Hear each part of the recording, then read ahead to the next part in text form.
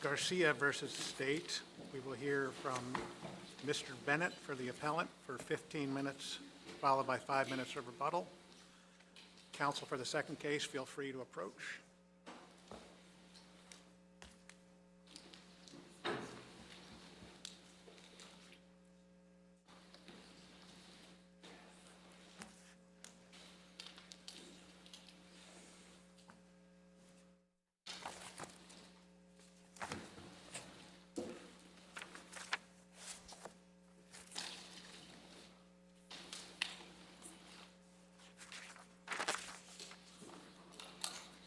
Mr. Bennett, at your pleasure, sir. Thank you. May it please the court, good afternoon. My name is Mark Bennett, and on behalf of the Institute for Advanced Criminal Law Studies, I represent Roberto Garcia. The state's best argument in this case is that when Officer Investigator Womack testified, he was asked, are these two people in the marriage license the same as the two people you identified previously? And he said yes. That's their best argument, and it doesn't win. It doesn't win because the testimony was not about identification of the people in the complaint. The question here is whether the state has proven beyond a reasonable doubt to a rational juror that the people in the marriage license were the same people as in the complaint. But didn't they also have a fingerprint match? The fingerprint match was to the complaint. The fingerprint match matched Roberto Garcia to the complaint, and then the question was, can they match Roberto Garcia in the complaint to Roberto Garcia in the marriage license? That's not the, you're concerned about matching up the victim, right? I'm concerned about both. Okay. Both. There was no evidence of either. Investigator Womack looked at the marriage license. He said it looks like a marriage license. In the record, this is Reporter's Record 4 at 82, I believe. He says it looks like a marriage license. He's asked some questions about it. Whose names are on there? Roberto Garcia and Olivia Lopez. The prosecutor moves on to another document, onto the complaint. Whose names are on there? Roberto Garcia and Olivia Garcia. Prosecutor moves back to State's Exhibit 30 and says, now returning to State's Exhibit 30, the marriage license, are those the two people you identified previously? The officer says yes. The two people he identified previously are the two names on the marriage license. When 2 minutes, in a span of 2 minutes, he's asked twice about the names on the marriage license. The first time he reads out the names, and then the second time he's asked, are these the people who you identified? Well, the only identification of two people that he gave was the names from the marriage license. He actually identified Mr. Garcia as the defendant in the complaint. He didn't identify anybody as the complainant in the complaint, just by name, Olivia Garcia. And unless the court has more questions, I'll sit down. How many Olivia Garcias do you think we have in Texas? I think there are a bunch of Olivia Garcias in Texas. I know, and it's in my brief, that there are something like 14 Roberto Garcias in Texas prison. The state says, well, only 3 of those are from Bexar County or the surrounding counties. Well, that's a pretty large number of people with a particular name. The judgment from the original conviction was entered in the record. The judgment from the original conviction. Does that judgment not have a thumbprint on it? It was the conviction was connected to my client, to Roberto Garcia. So there's no question that this conviction was your client. Exactly. Okay. The question. So there's no dispute as to the client identity, only the victim identity. No, well, so the question is whether the defendant and the complainant in the judgment were family members. And the way that the state attempted to prove that they were members of the same family, because the enhancement requires that. This assault occurred 6 days after the marriage between the defendant and this purported victim. But no, between A. Roberto Garcia and Olivia Lopez. There's no evidence that the Roberto Garcia in the marriage license is the same as my client. So was the only evidence that they were married or had a family relationship was the marriage license? The only evidence that there was a family relationship between the defendant and the complainant in the complaint, which I think is State's Exhibit 29, is the marriage license. That's what the state had to rely on. And that's their argument, is that, look, Roberto Garcia and Olivia Lopez got married, and then 6 days later, Roberto Garcia assaulted Olivia Garcia. Viewed in the light most favorable to this verdict, how is it not a reasonable inference for the jury to make that these are the same people? How is this an impermissible speculation? Because they're very common names. and we're in Bexar County, and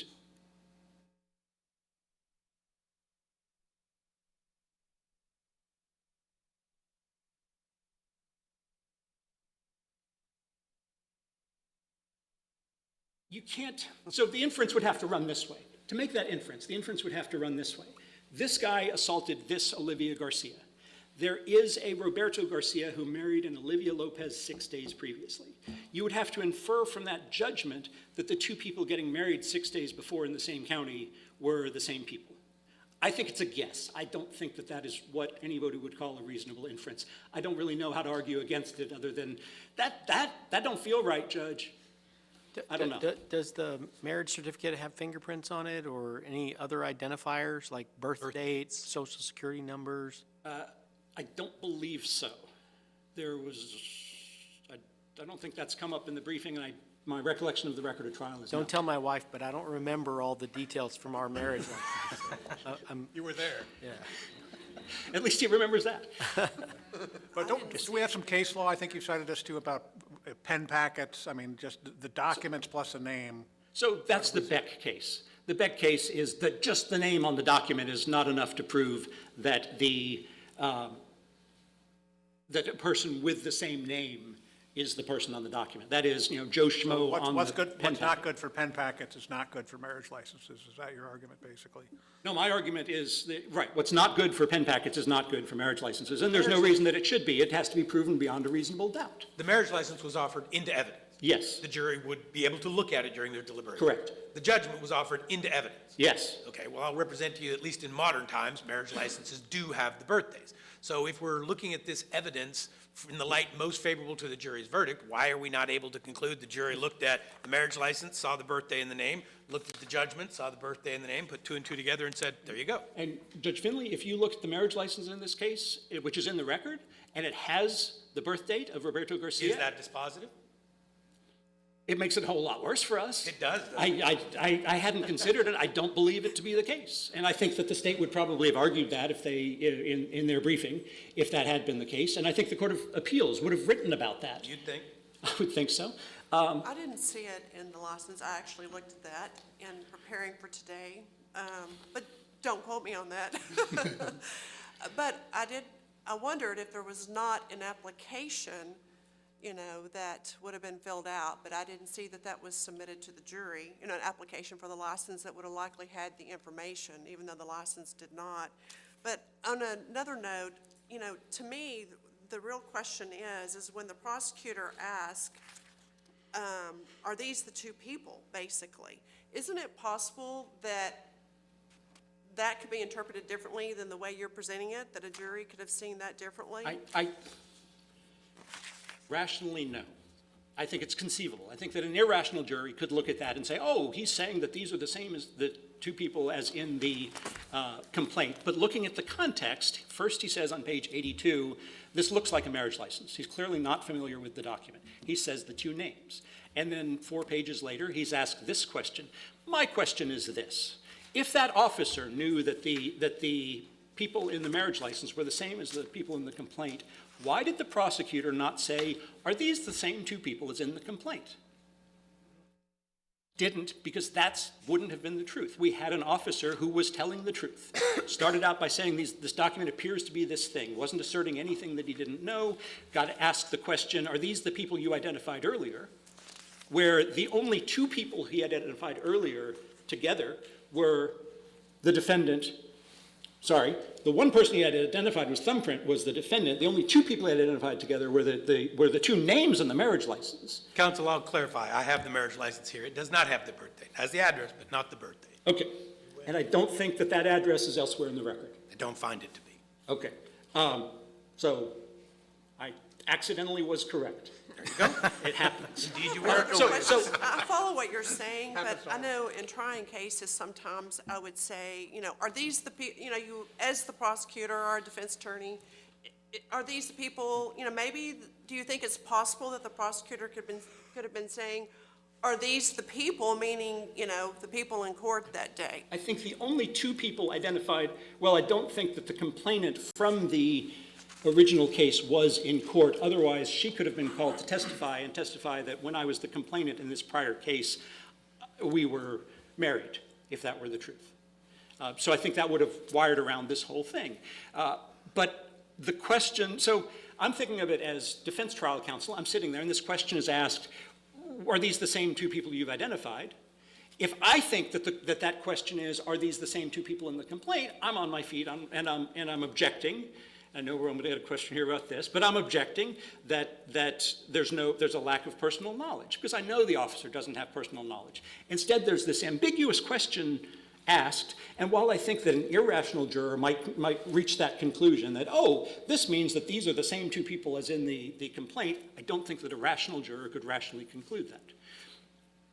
Can I shift you to the, do you think that it's possible that the appellant invited error during the motion in limine hearing where, when the state was putting on evidence, asking questions about the dating relationship, establishing that, that there was a relationship, and then both lawyers, I think there were two attorneys, to say, Judge, we don't need to do this. In fact, one said, in other words, Judge, they have what they need to prove the priors without the appellant's admissions. Is that not inviting error? It's not. Was this in the motion in bail limine. hearing or in the motion in limine?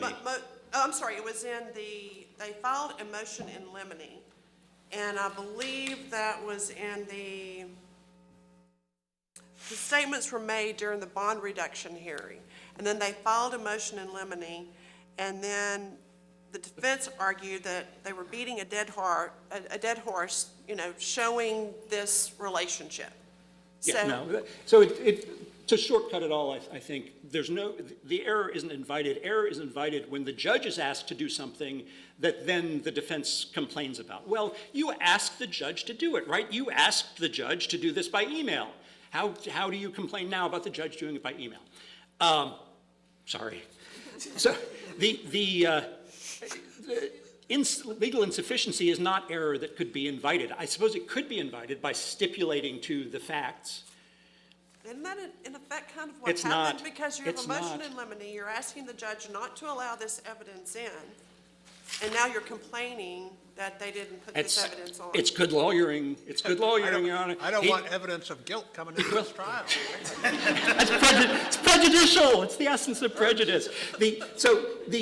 I don't know what was going through trial counsel's mind, Judge Parker, but it's conceivable to me that the trial counsel thought the state had something else that they didn't, that they could introduce. They should have.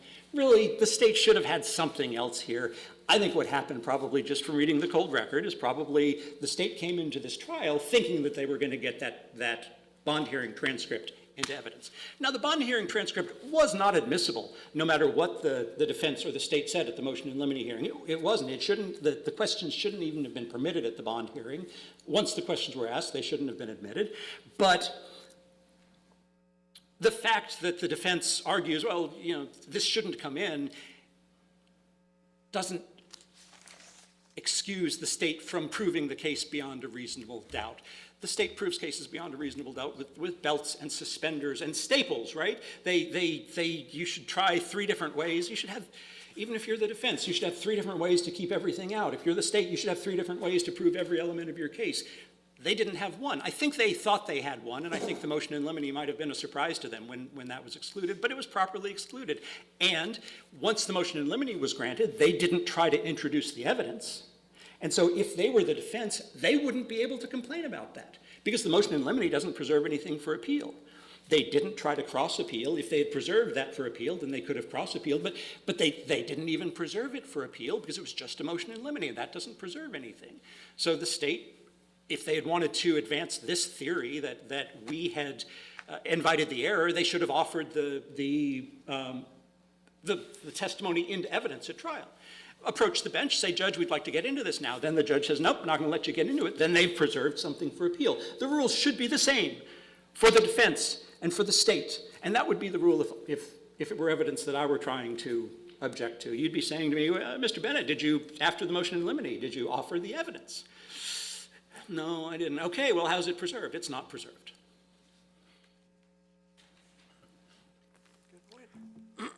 You've reserved 5 minutes for rebuttal. Thank you for All giving us, right, thank you very you've much. given us a minute back.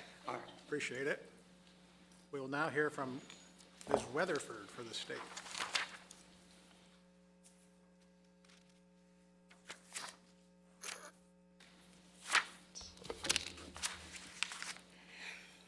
May it please the court, counsel.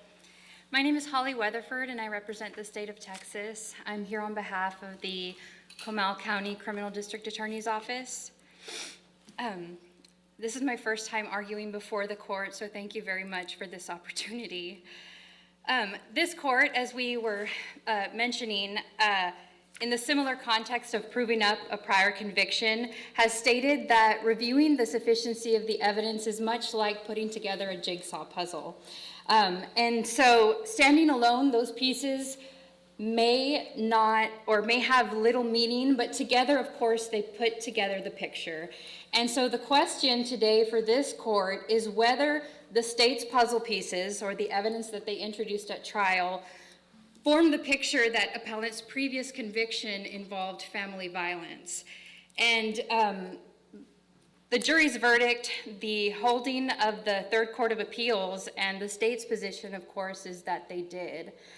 And so I'd like to go through exactly what those puzzle pieces were, what the state introduced at trial.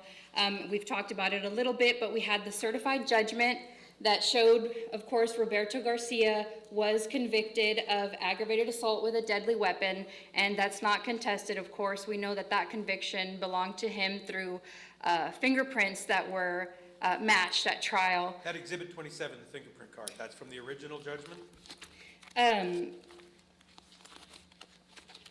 Sorry, 27 would be from the previous conviction. And it was a fingerprint expert who matched the two Garcias, correct? Yes, Your Honor. So he took his own fingerprints in Exhibit 26. Exhibit 27 were the fingerprints from that prior conviction, and he did match those to him. And so that, the information was, I'm sorry, am I too loud here? No, Okay, I sound very loud. You cannot be too loud, you cannot be too clear. Oh, okay. The next thing that they introduced was the information, and that was positively tied to the certified judgment. It had the same cause number. The information listed Roberto Garcia as having assaulted Olivia Garcia by cutting her with a knife on May 20th, 2004 in Bexar County. The next thing we had was the marriage license, and the marriage license had Roberto Garcia marrying Olivia Lopez, and that was on May 14th of 2004 in Bexar County. So that's only, as you mentioned, 6 days prior to the aggravated assault, to the date of offense of the aggravated assault. The next piece of evidence, of course, is Ronnie Womack's testimony. He was the state's fingerprint expert, and he testified that the two people listed in the marriage license that was introduced into evidence were the same two people that were in the information. Was there any objection to that testimony? There was no objection, Your Honor. Does the record show what the basis for that conclusion by him was? He does not state he was not asked what the basis for his conclusion was, to answer your question directly. However, I think it's incredibly important that the appellant did not object to that testimony, because had he objected, the state may have asked what his basis was, but. Well, he doesn't have to participate at the trial at all, does he? I'm sorry. He doesn't have to participate at trial at all, right? It's your job Correct, Your to Honor. produce sufficient proof, right? So if you got a statement from somebody that says Yes. guilty, what evidentiary weight does that have? Well, once the state had that testimony from Ronnie Womack, they had what they needed to prove. Well, that depends on the weight that can be given to the conclusory statement that it is, without any basis for it's an opinion, right? Well, he has, the state introduced each of these pieces of evidence to this particular witness. And so he's reviewed each of those that I just mentioned in front of the jury. And he's an expert on documents, is that, I mean, how does that help the jury get to where it needs to go on she's the same person? I'm with you on, I got the fingerprints, you've got half of it cooking. It's the other half and getting through the morass of our ancient case law on prove the people are the people that seems to me we got to walk through here. You've got potentially an inference, I guess, that who would he be stabbing with 6 days after he's married, if not the woman he got married to? That would be infidelity to be attacking some other person. Why couldn't a juror, if you're going to abuse somebody, it'd be your own spouse within 6 days of getting married, right? Well, Your Honor, I think that the jury is the exclusive judge of the evidence in this case, and they had that testimony before them, so they were entitled to believe that Womack's testimony that the two people that are in the marriage license were the same two people that were in the judgment or the information. Did defense counsel cross-examine the fingerprint expert as to how he knew that the two women were the same? There was no objection, Your Honor, and no And I mean, cross-examination. during cross-examination, was there a cross-examination? And if there was, did defense counsel explore how this testifying expert, who had testified that these two were the same women, how he knew that? No, Your Honor. Is it often that defense attorneys try to help the state make the case against them? No.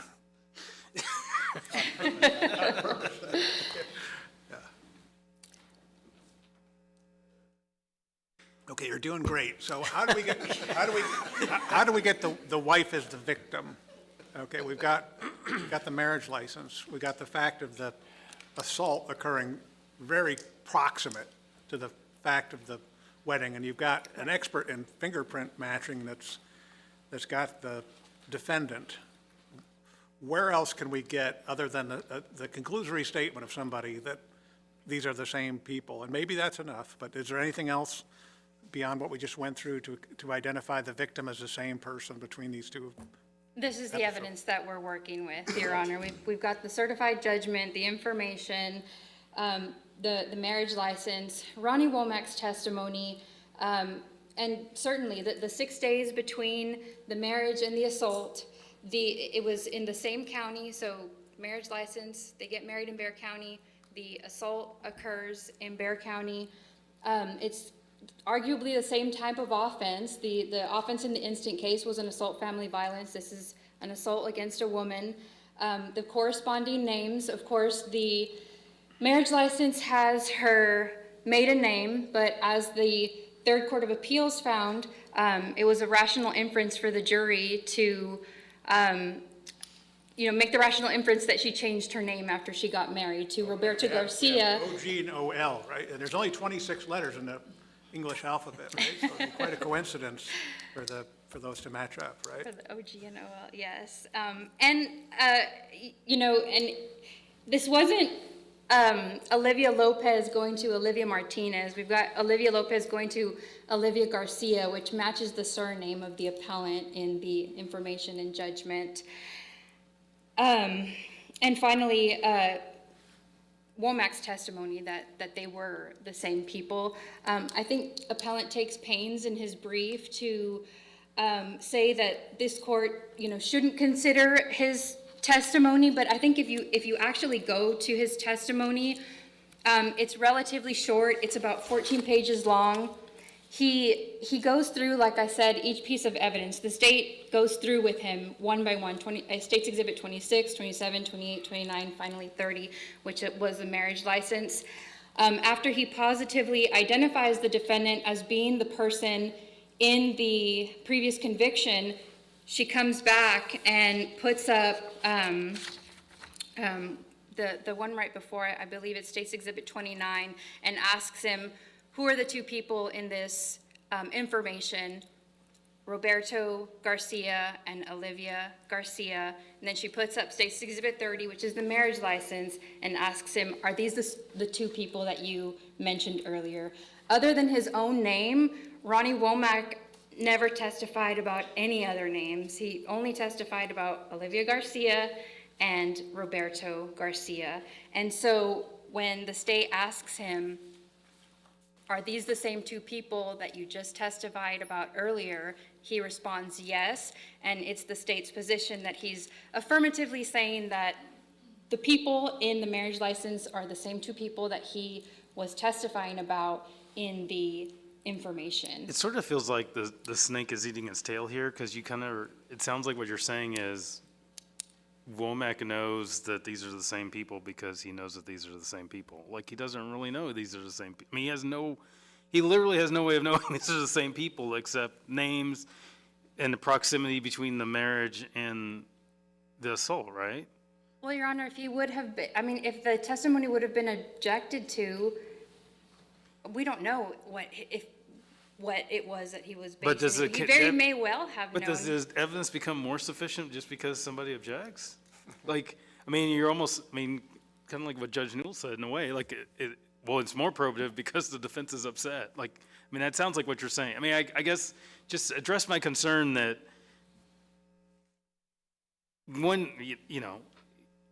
let's just say you grab just some random person in the hallway during the trial, threw them on the witness stand, and asked them, like, they hadn't examined a single thing.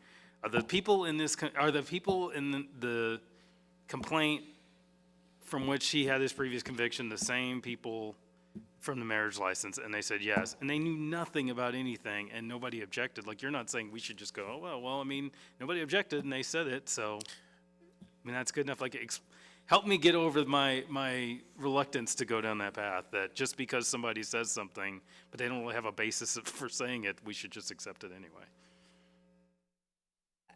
I think, again, we have to look at all of these exhibits together, and it's kind of like they're not self-proving, but they prove each other when you put them together.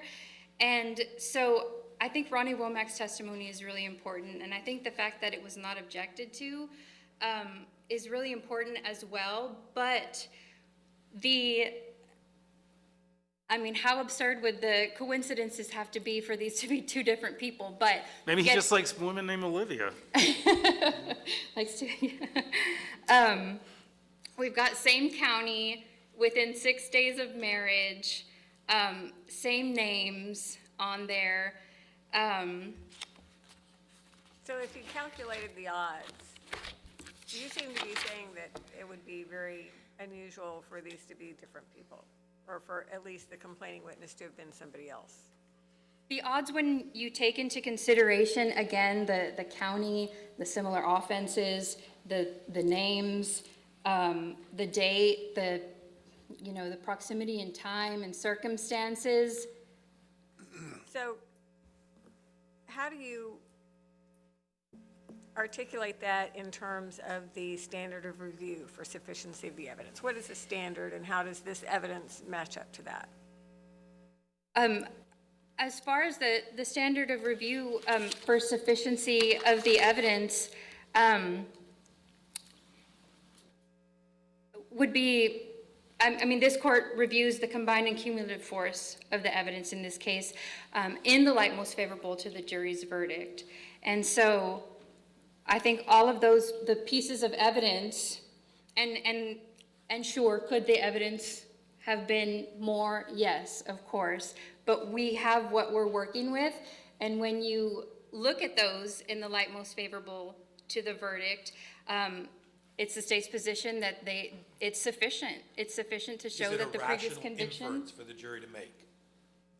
Yes, Based Your on the Honor. evidence presented, when we view the verdict in the light, we view the evidence sufficiency in the light most favorable to the verdict, is it a rational inference for the jury to make that these are the same two women?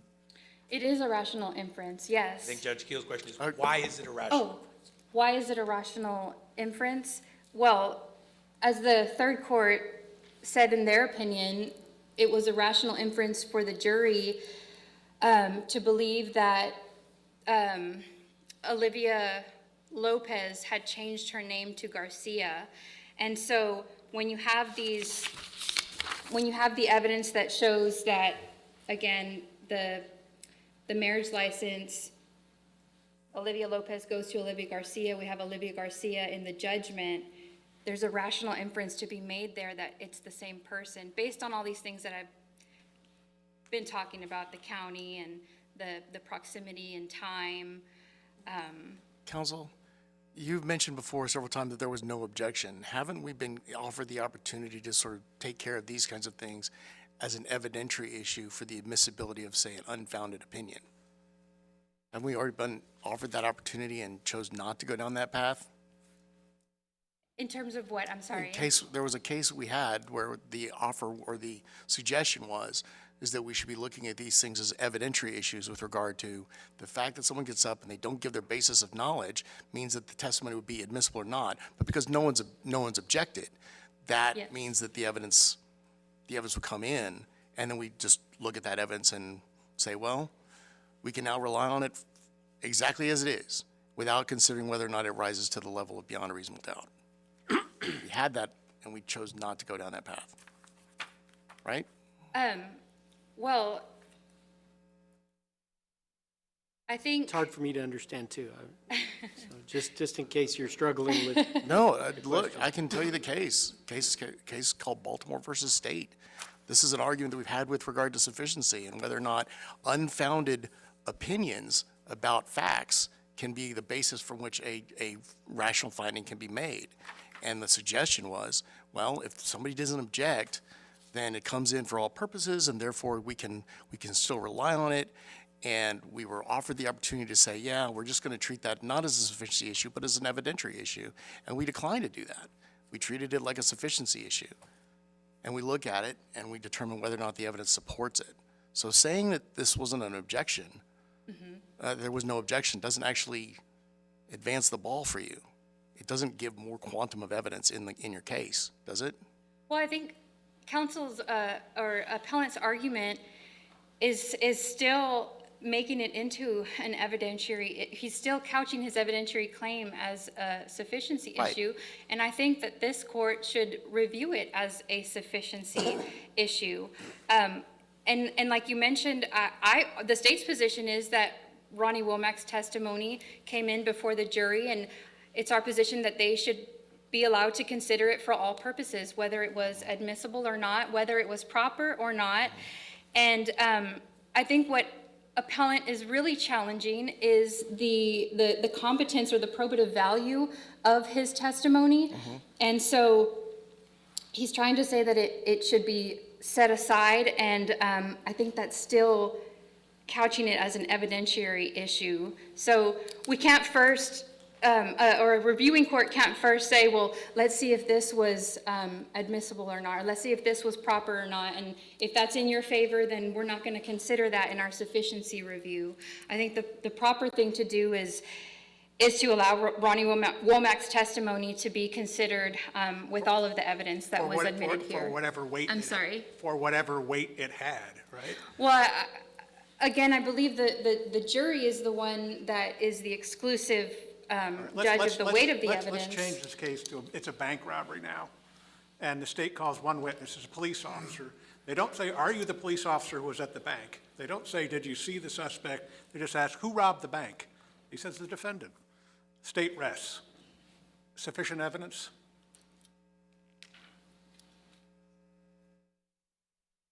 Standing alone. But of course, your argument is not standing alone on the testimony of Officer Womack, right? Yeah. Correct. But we don't know what Officer Womack did. Officer Womack could very well have looked at the documents, looked up both of those women in the thing, cross-referenced them by social security number or date of birth. We don't know what he did or didn't do. There's an assumption, seems here, that he didn't have any information, but we don't know because it wasn't explored. He may very well have researched it as an officer on the case, correct? Correct. We just don't know, because it wasn't explored, what the basis for his testimony was. He may very well have had absolute concrete information to establish that those two women were the same. We just don't know the extent of his investigation because he wasn't asked. That's correct, Your Honor.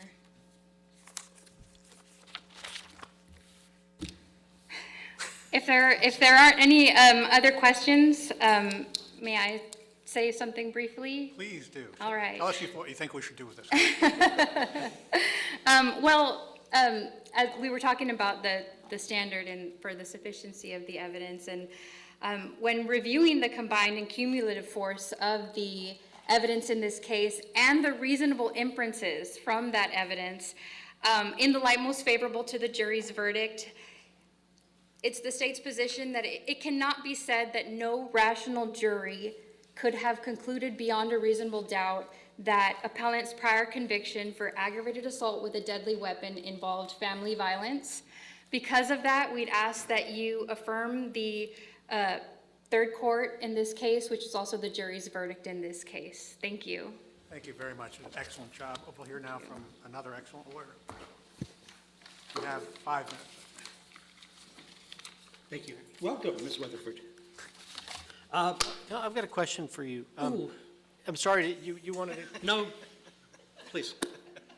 Well, I wonder about this question that seems to have come up here, which is that, for example, sometimes an opinion might not be rational for the jury to rely upon that opinion. And here's my question is, at what point does it become, like, because I think if indeed the people were not the people who this Ronnie witness said they were, at what point does it become the duty of the defense to start cross-examining and exposing that fact, right? At some point, the opinion might be found to be rational, right? And I think at that point, the other, in order to not be convicted that day, right? Right. You might need to persuade the jury that there are fundamental flaws in the conclusion that's been drawn.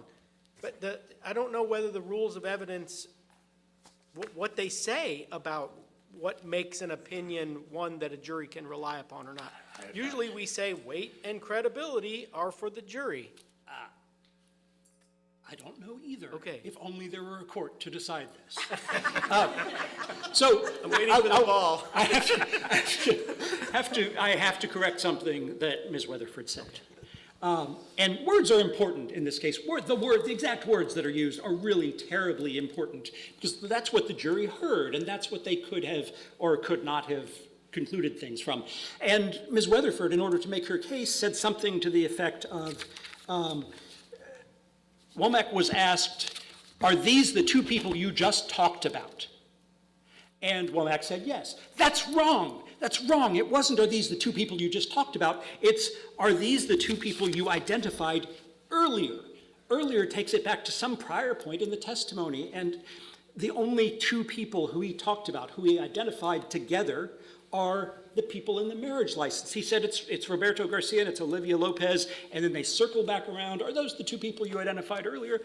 Yeah, it's Roberto Garcia and Olivia Lopez. The state had this in their hands. If the officer had known the thing, they could have asked the question and they would have gotten an answer. Either I don't know, and I think I don't know is probable here, Judge Yeary, because when you look earlier in the transcript, he's asked the first time about Exhibit 30, can you tell the jury what that is? It shows to be a marriage license. And Judge Finley, if he had done this research and this investigation, he wouldn't say it shows to be a marriage license. Clearly, this is his first time looking at the document. He'd say, that's a marriage license. Right, but the flip side of that coin is, if defense counsel had cross-examined him and undermined the foundation for his opinion, the state then would have been on notice that they had to put additional evidence in to establish the link between these two people. Absolutely. But defense counsel didn't do that, so why is the state not then entitled to say, hey, we got evidence in this, and we got testimony that says these are the same two people, there we go. Because it's not evidence, it's not testimony that says they're the same two people, Judge Finley. There's no way to look at it to say, oh, he is saying that these are the same two people. He's saying this document looks like this thing. It's got these two names on it. 4 pages later, are these the two people that you identified? Yes. Even leaving aside his testimony, how is it when the jury looks at the marriage license, the name, and the assault that occurred 6 days after the marriage in the same city, in the same state, how is that not a rational inference from the evidence that they're the same two people? Because Bexar County is a big place with lots of Garcias. And the state picks out 2 pieces of... And Lopez. And Lopez. Sorry? And Lopez. Are we taking judicial notice of that? Counsel, counsel, is the defense under any obligation to give the state notice when it's not proving its case? No, and that's what legal insufficiency is about. We wouldn't have legal insufficiency cases if every time the state the defense had to object to or make a record of how the evidence is legally insufficient. If the state is clearly making a legally insufficient case, we sit back, we shouldn't do anything. If the state introduces clear hearsay, which establishes a critical element of their case, and the defendant objects, then the state's got to establish that element through something else. But if the state doesn't object, you cannot then come back to be heard to say, well, that's insufficient evidence because the document upon which that element was proved was hearsay. We're not Here you're talking- talking the foundation of an opinion. But we're not talking about hearsay. First of all, hearsay is a procedural rule, and the rule against hearsay allows us to encounter and to cross-examine the person who said it. We're talking about somebody who doesn't know the answer to the question. May not and know. I think clear, okay. What, From this record, appears not to know the answer to the question. Appears strongly enough not to know the answer to the question, yes. what if Womack had been cross-examined and they said, hey, what's the basis for your testimony here? And they tore him up on cross-examination. But he stuck to his gun, stuck to his testimony. Those are the same two people. Wouldn't you still be asking us just to reweigh the evidence? And isn't that really what you're asking us to do now? No, I wouldn't, because here, the difference that I think the state and I have is that the state thinks that Womack testified that these are the same two people as in the complaint. And I read the transcript, and that's not what Womack testified to. Now, if he had said, these are the same two people in the complaint, I think we'd have a problem. I think that despite the fact that there's no basis for that, I think the court could look at it and say, well, we might not know what his basis for it is, but we have the combination of things here where first he says, I don't know what the document is, or it appears to be, and then he says, not these are the same two people as in the complaint, but these are the same two people I identified earlier before something else happened at an indeterminate point. But if you look at it in the light most favorable to the verdict, I think that a rational juror could not conclude from that testimony that the people in the marriage license were the same as the people in the complaint. And I know I'm out of time. May I give you an analogy? Quickly, yes. Suppose that somebody testifies, that he's asked the question, are these the same two people as in the complaint, in the marriage license? And he says, I have no idea, but yes. Right? Do you then parse it so finely that you say the jury could disregard his saying he has no idea and take as the truth his yes? I don't believe that we do that. For those reasons, we ask that the court reverse the judgment of the Third Court of Appeals and render a judgment of acquittal for reasons in my briefing. Thank you both very much for very fine arguments. We hope we'll see you again. We'll take this case under submission.